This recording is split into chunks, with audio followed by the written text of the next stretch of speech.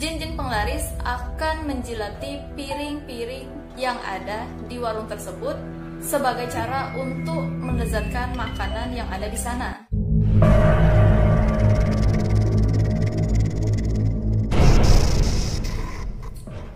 Halo guys, jumpa lagi dengan Mia. Nah, ketika mendengar kata Indonesia, pastinya kita sudah tidak asing lagi dengan hal-hal mistis yang ada di dalamnya. Bahkan banyak sekali yang selalu kita temui seperti santet, guna-guna, pelet, dan lain sebagainya. Tapi hari ini kita akan membahas mengenai beberapa warung makan yang menggunakan jin sebagai alat untuk menglariskan dagangannya. Aku yakin kalian semua pasti sudah pernah mendengar ini, dan pastinya sangat-sangat tidak asing lagi dengan hal yang satu ini. So, untuk itu kita akan membahas bagaimana ciri-ciri warung makan yang menggunakan jin penglaris ini. Nah, bagaimana ciri-cirinya? Langsung aja kita mulai.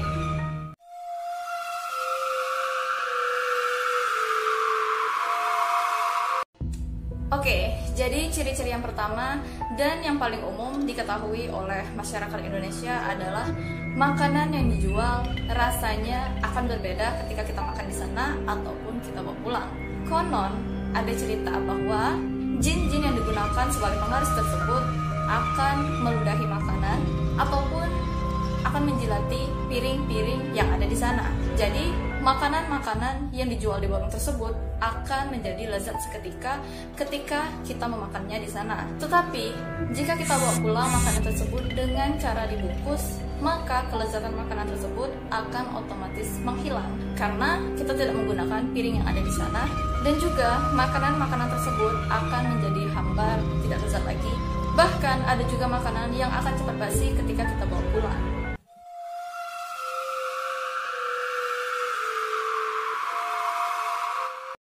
Nah, ciri yang kedua adalah makanan tersebut akan kehilangan kelezatannya jika kita berdoa sebelum mencicipinya. Seperti yang kita ketahui, Islam ataupun agama yang lainnya selalu menganjurkan kita untuk berdoa sebelum makan. Jadi, ketika kita berdoa sebelum makan, sihir-sihir yang ada di makanan tersebut akan seketika luntur dengan sendirinya dan menyebabkan makanan tersebut kehilangan kelezatannya.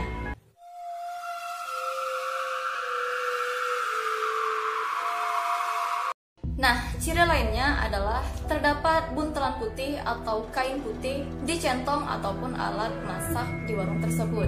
Konon katanya, kain putih tersebut berisikan jampi-jampi dari dukun yang diminta oleh pemilik warung untuk menglariskan dagangannya.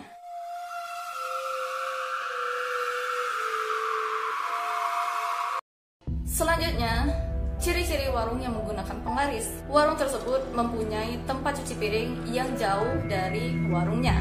Jadi, tempat cuci piring ini dijauhkan dari warungnya bukan tanpa alasan. Karena konon katanya jin-jin yang ada di sana tidak suka jika berkumpul dengan orang-orang ramai, sehingga dia selalu ingin untuk ditempatkan di tempat yang sepi, contohnya seperti di tempat pencucian piring tadi. Ia pun ditempatkan di situ, bukan tanpa alasan juga. Seperti yang aku katakan sebelumnya, jin-jin penglaris akan menjilati piring-piring yang ada di warung tersebut sebagai cara untuk melezatkan makanan yang ada di sana. Di tempat cuci piring inilah jin-jin tersebut bekerja dengan baik, menjilati piring-piring yang ada di sana.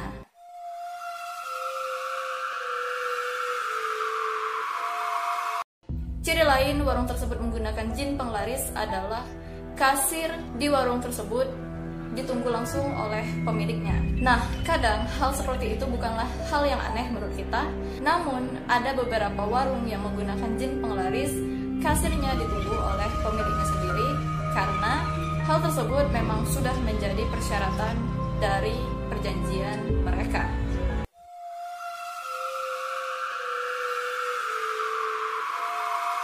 Nah, jika tadi kasirnya ditunggu oleh pemiliknya sendiri, ciri yang satu ini adalah pemiliknya sendiri yang meracik makanan yang ada di warung tersebut. Jadi, beberapa warung makanan yang mempunyai banyak pegawai, tetapi yang meracik makanan tersebut pemiliknya sendiri.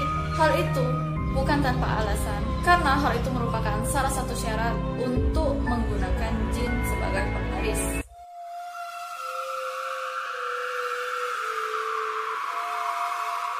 Nah, selain itu ada pula ciri-ciri lainnya seperti warung yang jorok namun sangat ramai dan makanannya sangat lezat.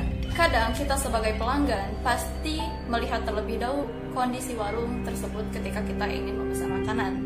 Namun, ketika kita sekali saja mencicipi makanan yang ada di sana, kita akan selalu ketagihan untuk makan di tempat tersebut.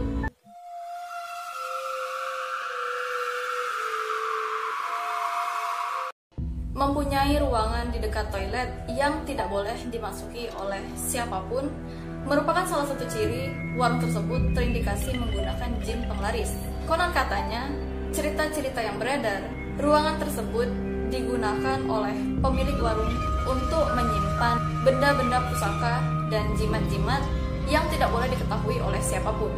Bahkan pegawainya pun dilarang untuk memasuki ruangan tersebut dikarenakan hal tersebut sudah menjadi persyaratan bagi pemilik warung tersebut.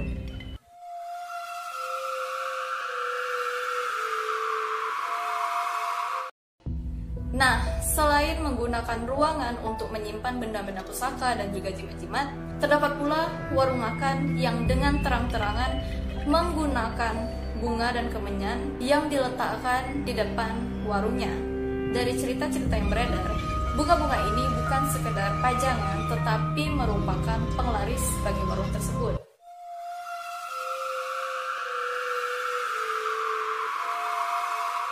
Nah, ciri yang terakhir adalah warung yang menggunakan jin penglaris biasanya akan tutup pada hari yang bukan hari libur.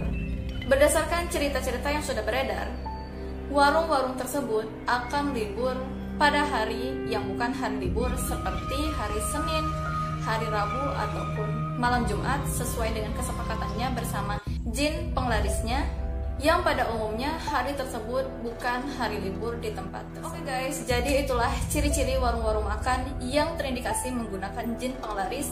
Namun, hal ini tidak dapat dipastikan kebenarannya karena hal-hal seperti ini memang tidak ada fakta yang konkret.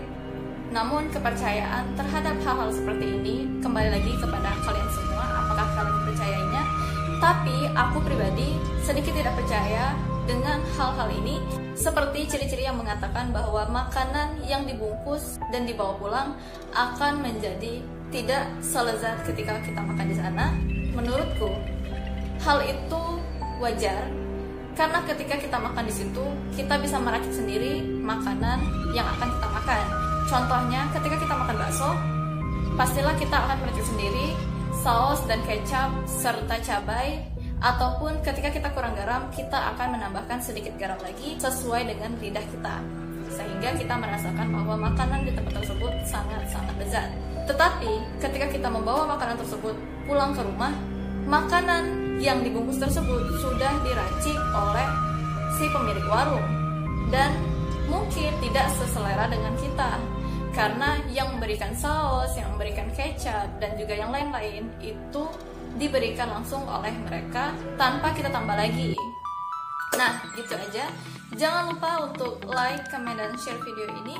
Nah, buat yang belum subscribe, jangan lupa untuk subscribe. Jangan lupa juga untuk mengaktifkan loncengnya agar kalian mendapatkan notifikasi ketika aku mengupload video baru. See you in the next video. Bye-bye.